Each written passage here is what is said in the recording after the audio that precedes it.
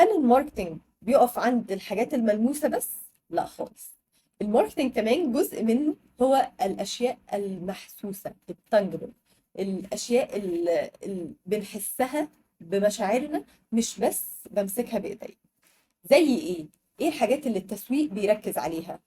ادخل أي فندق هتلاقي في ريحة في الفندق، في الفنادق الفخمة الفايف ستارز، هتلاقي دايما في سنس كده، ريحة جميلة. هتلاقي فيه ميوزك شغالة، هتلاقي الألوان كونتراست مع بعضها، الايدنتي، لوجو، الوان، ماركتنج ماتيريال وخلافه. لكن ده بنسميه سنسوري ماركتنج، التسويق بالمشاعر. محل مخبوزات، انت الريحة لوحدها وانت داخل هتخليك تشتري المنتج ده مش ده، صح؟ نفس الفكرة. حضرتك لما بتدخل اي مكان راقي بيتبع السنسوري ماركتنج، هتلاقيهم بيشتغلوا على كل الفانكشنز دي. التيست، الطعم، طعم الحاجة اللي انت بتاكلها لازم يبقى حلو جدا. الساوند اللي انت بتسمعه، الموسيقى اللي بتسمعها، الديزاين العام للمكان، الاليمنتس، هتلاقي التكستشر بتاعها اللي هو مثلا المنسوجات متوافقه جدا مع الرخام، متوافقه جدا مع كذا مع كذا مع كذا. كل الانترنال ديزاين متوافق مع بعضه، ليه؟ عشان يديك الاحساس اللي يخليك تشتري المنتج في الاخر.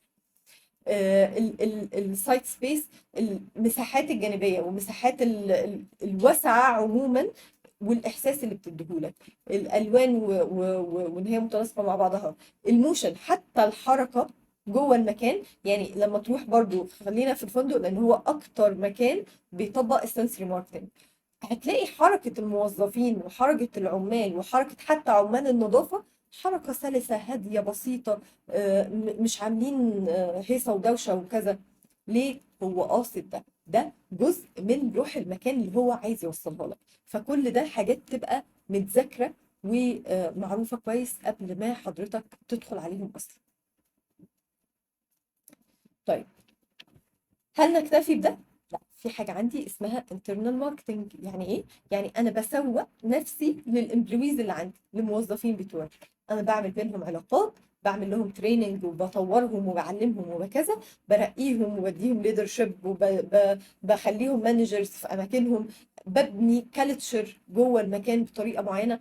كل دي اكتيفيتي من اكتيفيتيز الانترنال ماركتنج او التسويق الداخلي. ليه؟ لان موظفيني كل واحد فيهم هو امباسادور، هو سفير للبراند بتاعي.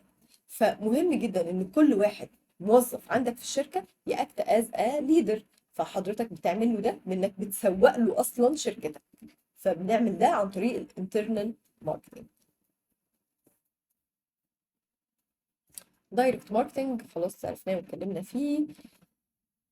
طيب، في بعض البراندز الجديده، في بعض البرودكتس الجديده زي الفي ار، زي الاي ار، زي عربيه جديده نزلت في السوق، زي حاجات كتير قوي بتحتاج ان حضرتك تجربها الاول قبل ما تشتريها. وده اللي بنسميه اكسبيرمنتال ماركتنج، ان انا اجرب المنتج واعيش التجربه كامله قبل ما ادفع واشتري. ودي حاجه محتاجه ان حضرتك تبقى مرتبها.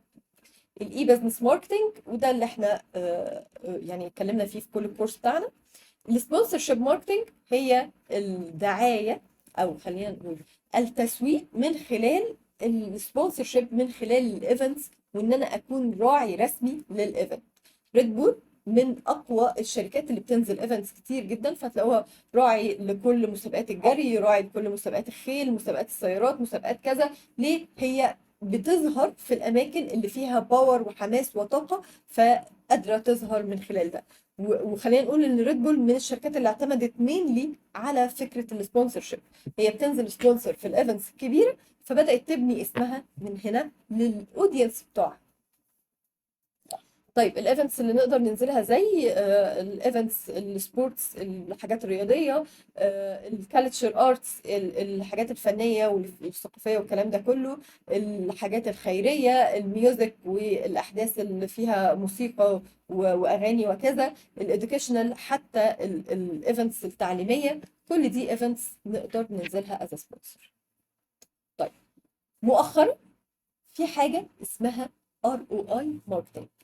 مؤخرا احنا ما بقيناش نتحاسب على الماركتنج بمجرد الظهور، لا، احنا بقينا كل اكتيفيتي بنعملها لازم يبقى ليها ROI، لازم يبقى ليها عائد على الاستثمار، return on investment. عائد الاستثمار على النشاط ده من أنشطة الماركتينج كان 1 2 3. فمهم جدا انه ايا ما كانت الاستراتيجيز اللي حضرتك استخدمتها من الاستراتيجيز اللي فاتت دي، تكون عارف انا هعمل ده، وانواع ROI بتاعتي ممكن تكون كذا وكذا وكذا، وانا هعمل 1 2 3 عشان اوصل 1 2 3.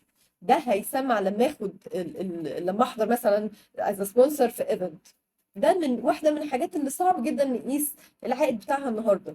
بس مهم ان انا ابقى بقول انا عندي شورت تيرم ROI، عندي لونج تيرم ROI، انا في عائد على الاستثمار هيحصل وانا جوه الايفنت، الناس اللي هتشتري العبوات، وبعد ما يمشوا بسنه هيفضلوا يشتروا 10 عبوات في الشهر لكل واحد فيهم، فانا هبيع 100 عبوه على مدار الشهر مثلا اللي جاي. وهكذا ابدا احدد ايه انواع ROI اللي انا هتحاسب عليها. بعدين ابدا اشوف ايه تكلفه العائد اللي على الاستثمار ده، هل اللونج والشورت تيرم ROI اللي هيجيلي، هل العائد اللي هيجيلي هيبقى متناسب ومتوافق مع الكوست اللي انا هصرفه، هيبقى متناسب ومتوافق مع حجم الليدز وحجم الارباح اللي انا يعني متوقعهم. ابدا احدد بالارقام، ما نسيبش الكلام عادي، واخد بالي من حاجه مهمه جدا جدا، حاجه اسمها كاستمر لايف تايم فاليو. CLV هي واحده من الحاجات اللي احنا بنعتبرها او بنعتمدها جدا جدا في الاي كوميرس.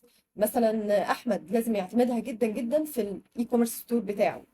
ايه الكاستمر لايف تايم فاليو؟ هي قيمه العميل طول فتره حياته معانا، عدد المرات اللي بيشتري فيها المنتج ده مقسومه على الكوست بتاع اجتذاب العميل اول مره. فانا في ناس ممكن ما اكسبش منهم اول مره، بس على اساس انه هيفضل يتعامل معايا مره واثنين وعشرة، فاللايف تايم فاليو بتاعته عندي اهم واكبر بكتير قوي قوي. طيب، العبره من السلايد دي ان انا افكر بدماغ المستثمر، افكر بدماغ انه حلو قوي ان احنا نظهر ونطرقع ونعمل هيصه وكذا وكذا، بس مهم جدا ان انا ابقى بفكر في ROI، في العائد على الاستثمار من كل اكتيفيتي بعملها.